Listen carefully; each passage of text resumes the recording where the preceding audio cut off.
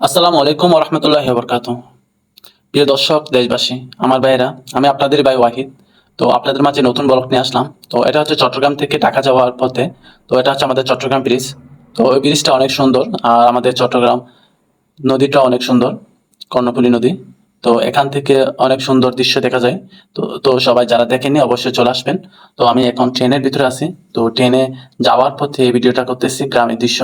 তো গ্রামের চাইটের দৃশ্য। তো এখানে মানুষরা চাষবাস করে এই ফসলি জমিগুলাতে। তো দেখতে অনেকটা ভালো লাগতেছে, তো সেজন্য ভিডিওটা করলাম। তো সবাই অবশ্যই দেখেন।